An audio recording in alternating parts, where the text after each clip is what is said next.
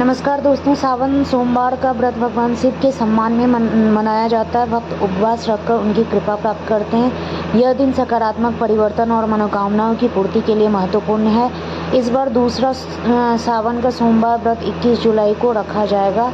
आइए जानते हैं सावन सोमवार व्रत की कथा। एक नगर में एक बहुत धनवान साहूकार रहता था। धन उस साहूकार के कोई कमी नहीं थी, किंतु कमी थी तो संतान की। नाम चलाने वाला, पानी देने वाला, धन को संभालने वाले पुत्र की चिंता उसे खाए जाती थी।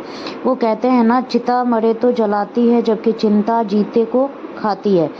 पाठ, पूजा, व्रत, उपवास, धर्म, कर्म सब कुछ करता था। प्रत्येक सोमवार शिव जी का पूजन, व्रत और कथा करता था। सायंकाल मंदिर जाकर शिव जी के सामने दीपक जलाया करता था। एक बार उसके भक्ति भाव को देखकर माता पार्वती ने शिव जी से कहा, हे शिव जी, इस दुखियारे भक्त का दुख आपको दूर करना चाहिए। यह कितने भक्ति भाव से आपका पूजन व व्रत करता है। शिव जी ने कहा, पार्वती, यह संसार कर्म क्षेत्र है। विधि का विधान है कि कर्मों का फल सबको भोगना होता है। माता पार्वती ने कहा, कर्मों को काटने को ही तो व्रत उपवास होते हैं। कितनी अनन्य भक्ति से यह आपका व्रत करता है। यदि इसका कष्ट दूर नहीं हुआ तो मनुष्य भगवान का पूजन, व्रत, उपवास क्यों करेंगे। माता पार्वती के आग्रह को देखते हुए शिव जी ने कहा, पार्वती, इस कष्टी का कष्ट पुत्र का ना होना है। पुत्र विधाता ने लिखा नहीं है, फिर भी मैं इसे पुत्र प्राप्ति का वर देता हूँ, किंतु वह पुत्र सिर्फ 12 वर्ष तक ही जीवित रह पाएगा। इससे अधिक मैं इसके लिए कुछ नहीं कर सकता। शिव पार्वती जी की यह वार्ता साहूकार ने स्वप्न में सुनी। वह जान गया कि उसे पुत्र प्राप्ति होने वाली है, किंतु पुत्र की आयु केवल 12 वर्ष है। पुत्र प्राप्ति के बल से उसे प्रसन्नता हुई। इस बात के 10 माह बाद साहूकार के घर एक सुंदर पुत्र का जन्म हुआ। साहूकार के घर में खूब खुशियां मनाई गई, किंतु साहूकार प्रसन्न न था। उसने यह भेद किसी को बताया न था। बालक जब 11 वर्ष का हुआ तो उसकी माता उसका विवाह करने की कहने लगी। साहूकार जानता था कि बालक की आयु कम है, आने वाली को वैधव्य का दुख न देखना पड़े, तो साहूकार ने कहा, अभी विवाह की न सोचो, अभी तो इसे काशी पढ़ने भेजूंगा। उसने अपने सालों को बुलाकर बहुत साधन देकर कहा, तुम इस बालक को काशी पढ़ने के लिए ले जाओ। राह में जहाँ ठहरो वहीं यज्ञ, ब्राह्मण, भोजन, दक्षिणा, दान धर्म करते हुए जाना। जीजाजी का कहना मानकर राह में स्थान स्थान पर यज्ञ, ब्राह्मण को भोजन दक्षिणा देते मामा भांजे काशी चल पड़े। राह में एक नगर में ठहरे, वहां राजा की कन्या का विवाह था। नाई ने पैसे के लोभ में एक काने राजकुमार से विवाह तय करवा दिया था। उसके पिता इसी बात से चिंतित थे कि राजकुमारी व उसके माता पिता इस बात को जान गए कि मेरा पुत्र एक आंख से काना है तो यह विवाह रुक जाएगा। जब उसने साहूकार के अति सुंदर लड़के को देखा तो सोचा कि क्यों न मेरे पुत्र के कपड़े पहनाकर इस लड़के से तोरण मरवा दें। इस समय लोग ज्यादा होते हैं, कोई देख न ले कि लड़का काना है। राजकुमार के पिता ने साहूकार के लड़के और उसके मामा से बात की तो उन्हें कुछ ऐतराज न था। तब साहूकार ने लड़के ने राजकुमार के कपड़े पहनकर घोड़ी पर बैठकर तोरण मार दिया। अब काने राजकुमार के पिता ने कहा, आप तो फेरों का कार्य भी निपटा देवे तो आपकी बड़ी कृपा होवे। विधि की लीला से राजकुमार के पिता ने विवेकहीन निर्णय लेकर फेरे भी इसी साहूकार के पुत्र के साथ करवा दिए। सेठ के पुत्र ने मौका देखकर राजकुमारी की चुंदरी पर लिख दिया कि तुम्हारे फेरे मेरे साथ हुए हैं, तोरण भी मैंने मारा, फिर विदाई एक आंख से काने राजकुमार के साथ होगी। मैं तो अब काशी पढ़ने जा रहा हूँ।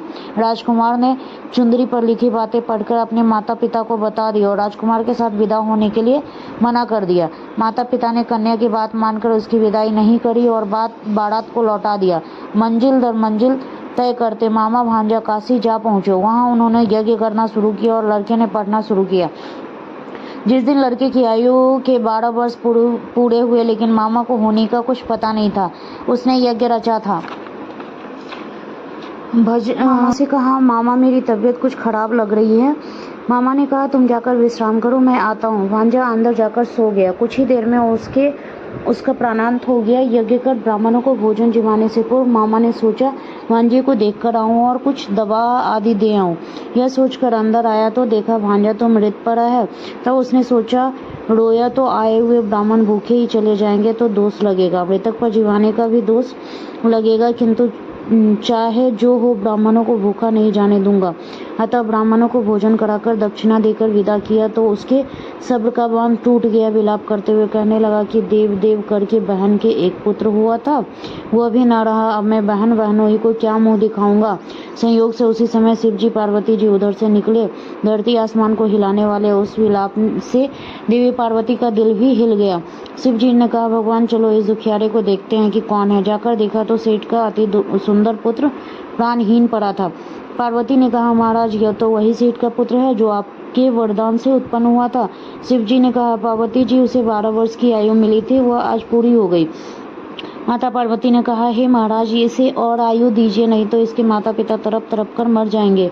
और फिर उस राजा की अर्ध ब्याही कन्या का क्या होगा जो इसकी राह में पलके बिछाए बैठी है। उस कन्या के माँ बाप एकमात्र पुत्री का वैधव्य देख सकेंगे क्या? वो भी मर जाएंगे। इस बच्चे के जीवन से अनेक जीवन जुड़े हैं। शिव भगवान ने पार्वती के बार बार आग्रह से उसे जीवित कर दिया। शिक्षा पूर्ण होने पर वे लोग घर की ओर चल पड़े। उसी प्रकार यज्ञ करते, ब्राह्मण भोजन कराते, दक्षिणा देते उस नगर में आए जहाँ उसका विवाह हुआ था। वहाँ भी उन्होंने यज्ञ व ब्राह्मण भोजन करवाया। एक ब्राह्मण ने राजा को बताया कि कोई काशी से 2 जने आए हैं, यज्ञ व ब्राह्मण भोजन करा रहे हैं। राजा के मन में शंका हुई कि शायद ये वही हों जिनकी मुझे तलाश है। जाकर देखा तो उन्हें पहचान लिया। आदर सहित महल में ले आए, खूब स्वागत सत्कार किया और बहुत सारा दहेज, हाथी घोड़े, दास दासी वो अपनी लड़की देकर विदा किया। जब वे स्वयं के नगर के बाहर पहुंचे तो भांजे को बाग में छोड़कर मामा घर गया। मामा को अकेला देखकर सेठ सेठानी छत से गिरने लगी। तभी मैना ने कहा, पहले हकीकत तो जान लो। सेठ सेठानी ने सोचा, बात ठीक है, पुत्र की मृत्यु की खबर मिलते ही छत से कूद पड़ेंगे। छत पर ही जाकर मामा ने बताया कि न सिर्फ आपका पुत्र आया बल्कि बहुत सारा दहेज पुत्र वधू लेकर आया है। अगवानी की तैयारियां करो, नगर न्योता करो। संक्षेप में सारा वृतांत बताकर वापस बाग में गया और बाजे गाजे बजवाए। इस प्रकार सोमवार के व्रत उद्यापन और कथा सुनने से निपुत्री सेठ को पुत्र ही नहीं पुत्र वधू और बहुत सारा धन प्राप्त हुआ। समस्त जनों को चाहिए कि वो सोमवार का व्रत करें, शिव जी की आराधना करें और इस उत्तम महात्म्य को श्रवण करें।